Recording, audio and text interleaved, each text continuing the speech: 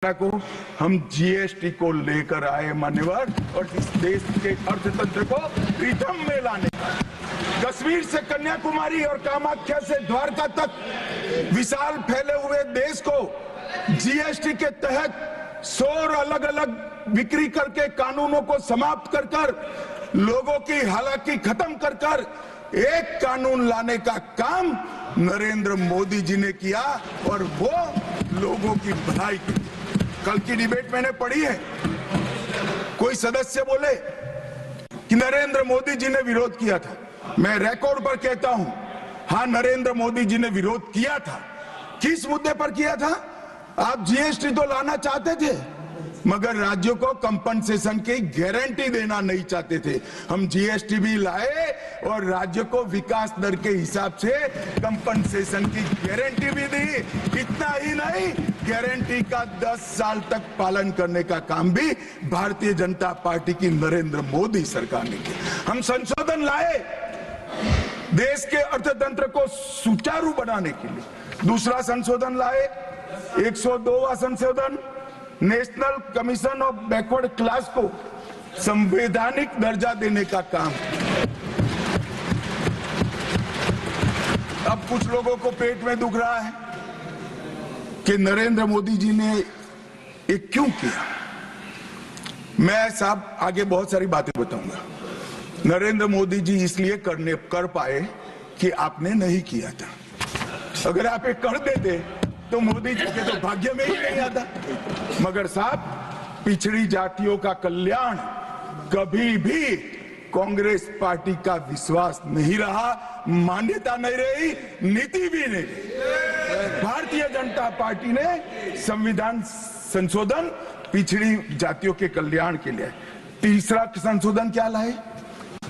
130वां संशोधन 12 जनवरी 19, किसी भी जिनको आरक्षण का फायदा नहीं मिलता है ऐसी जाति के गरीब से गरीब बच्चों को 10% आरक्षण देने का फैसला।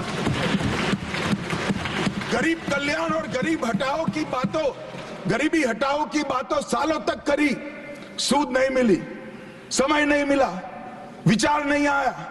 ये विचार नरेंद्र मोदी जी को आया और गरीबों को, बच्चों को 10% आरक्षण पूरे देश भर में मिला। मान्यवर 105वां संशोधन, ओबीसी की पहचान करने के लिए केंद्र के पास अधिकार थे।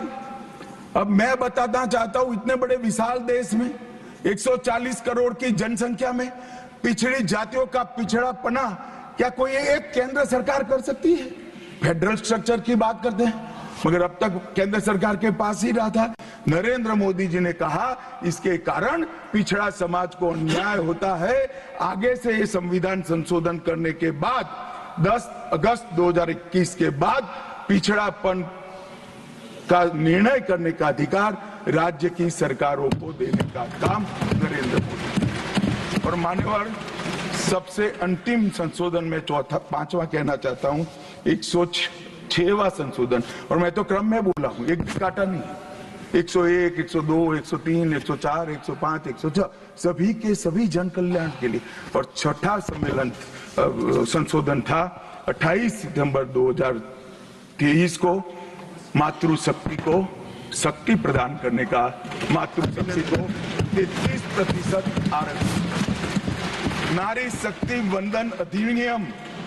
मान्यवर, मैं आज आपके माध्यम से पूरे सदन से और पूरे सदन के माध्यम से देश भर की 140 करोड़ की जनता को कहना चाहता हूं कि जब इस दोनों सदन में 33% नारी शक्ति बैठेगी, संविधान निर्माताओं की कल्पना पूरी हो जाएगी। मान्यवर, इनकी आत्मा को बहुत शांति मिलेगी। इसके अलावा भी हम कई कानून लेकर आए। हम कानून लाए ट्रिपल तलाक को निरस्त करने का। अब ये कहते हैं आपकी वोट बैंक की राजनीति है। मान्यवर, सुप्रीम कोर्ट का कोई वोट बैंक होता है क्या? सुप्रीम कोर्ट तो चुनाव नहीं लड़ती है, जजों को चुनाव नहीं लड़ना है। ट्रिपल तलाक समाप्त करना चाहिए और साहबानों को मुआवजा देना चाहिए। दोनों जजमेंट सुप्रीम कोर्ट ने अलग अलग समय पर दिए थे, परंतु वोट बैंक की राजनीति हम नहीं कर रहे हैं। वोट बैंक की राजनीति कर कर मुस्लिम बहनों के साथ इतने साल अन्याय करने का काम एक कांग्रेस पार्टी ने किया। हमने तो ट्रिपल तलाक समाप्त कर कर मुस्लिम माताओं को, बहनों को अधिकार दिया। आपका कि भी अधिकार आपके पति जैसे हैं, मगर देखिए साहब, ट्रिपल तलाक समाप्त हो गया, अभी कोई नहीं कहता अच्छा हुआ। कैसे कहेगा? एक उदाहरण पड़ा है, हमारे आरिफ मोहम्मद खान बेचारे मंत्री थे, अच्छे खासे मंत्री थे, फर्राटे की अंग्रेजी बोलते थे, बहुत पढ़े लिखे व्यक्ति थे, फारसी के विद्वान, उर्दू के विद्वान, हिंदी तो मातृभाषा। अब उन्होंने कहा कि साहबानों को मुआवजा देना चाहिए, मंत्री पद भी गया, सांसद पद भी गया, और बेचारे कई सालों तक संघर्ष करते। कौन बोलेगा मान्यवर? इनका जो पद्धति है, वोट बैंक की पॉलिटिक्स करने की पद्धति है। मान्यवर 2020 में हम नई शिक्षा नीति लाए, पहली शिक्षा नीति आजादी के बाद आई है जिसका विरोध कम्युनिस्ट भी नहीं कर पाए। बाकी तो शिक्षा नीति आए और कम्युनिस्ट पार्टी विरोध न करे, ऐसा कभी हो सकता है? मुझे भी बड़ा आश्चर्य होगा कि प्रकृति बदल गई है या उनका सोच बदल गया है। खैर, जो भी हुआ, फिर मुझे किसी ने बताया कि आपने इतनी अच्छी शिक्षा नीति लाए हैं कि इसका विरोध करोगे तो लोग उनका विरोध करेंगे, इसलिए विरोध नहीं किया है। मान्यवर, जम्मू कश्मीर में आरक्षण देने का संशोधन विधेयक लाए और 3 नए आपराधिक कानून भी हम लेकर आए। हमारी क्रिमिनल जस्टिस सिस्टम के ये 3 कानून 160 साल बाद पहले अंग्रेजों ने बनाए थे, अंग्रेजों की पार्लियामेंट में बने थे। नरेंद्र मोदी जी ने, माननीय नरेंद्र मोदी जी ने बीएनएसएस और बीएसए के माध्यम से हमारी संपूर्ण न्यायिक आपराधिक न्याय प्रणालिका को भारतीयकरण करने का काम नरेंद्र मोदी जी, और वो कानून जो अंग्रेजों को राज टिकाने के लिए बने थे, वो कानून को समाप्त कर कर हमारे संविधान ने हमारे नागरिकों को जो अधिकार दिए हैं, समय पर न्याय मिलना चाहिए, इसका करने का काम नरेंद्र मोदी जी ने किया। इस देश को गुलामी की मानसिकता से आजाद करने का काम कई सालों के बाद अगर किसी ने किया तो हमारे नेता नरेंद्र मोदी ने किया। और आप तो कई साल तक अटल जी की सरकार आई, कई साल तक बजट शाम को 5:30 बजे रखते थे। क्यों शाम को 5:30 बजे रखते थे? क्योंकि इंग्लैंड की रानी के घड़ी में उस वक्त 11 बजते थे। आजादी के इतने सालों तक अंग्रेज की रानी के घड़ी से बजट रखने की आदत थी, वो भी किसी ने बदला तो भारतीय जनता पार्टी ने बदला, अटल बिहारी वाजपेयी।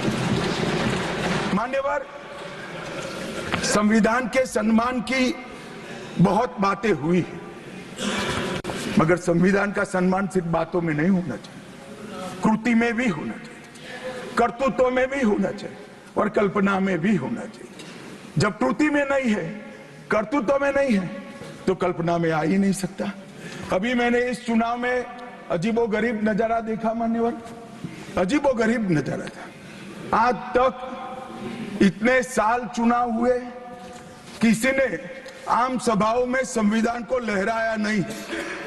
संविधान को लहराकर, झूठ बोलकर जनादेश लेने का कुत्सित प्रयास कांग्रेस पार्टी के